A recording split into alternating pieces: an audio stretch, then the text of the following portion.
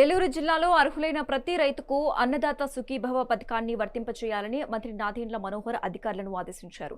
రైతులకు ఈ పథకంపై అవగాహన కల్పించాలని ఆగస్టు 20వ తేదీలోగా అభ్యంతరాలు స్వీకరించారని తెలిపారు. అలాగే కల్తీ విత్తనాలు, ఎరువులను సరఫరా చేసే వారిపై కఠిన చర్యలు తీసుకోవాలని ఆదేశించారు. యూరియా, డీఏపీ ఎరువుల కొరత లేకుండా చూడాలని అధికారులను ఆదేశించారు.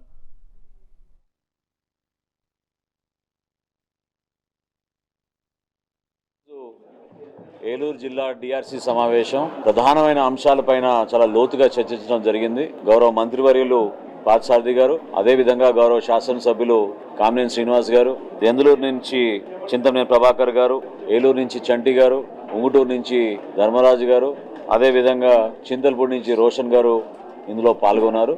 జిల్లా కలెక్టర్ గారు, జాయింట్ కలెక్టర్ గారు, ఉన్నతాధికారులు అందరితో కూడా అనేక అంశాలపైన చర్చించినప్పుడు ప్రధానంగా వ్యవసాయ శాఖ గురించి అన్నదాత సుఖీభవ ఏ విధంగా రైతులందరికీ అందింది, ఎక్కడైనా లోటుపాట్లు ఉంటే 20 తారీఖు లోపు ఆన్లైన్ వాళ్ళు రిజిస్టర్ చేసుకోవాల్సిన వెసులుబాటు ప్రభుత్వం కల్పించింది. కాబట్టి దీనిపైన కూడా క్షేత్రస్థాయిలో గ్రామ స్థాయి వరకు ఈ సమాచారం తీసుకెళ్లి ఎవరైతే రైతులు పొరపాటున వాళ్ళ పేర్లు నమోదు కాలేదో వాళ్ళందరికీ కూడా అవకాశం మరొకసారి కల్పించడానికి ప్రయత్నం చేయమని అధికారులందరూ కూడా చెప్పడం జరిగింది.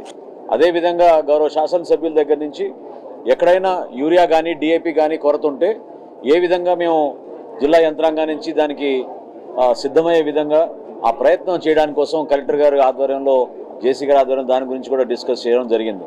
ప్రస్తుతానికైతే జిల్లాలో ఎక్కడ కూడా అటువంటి కొరత లేదు.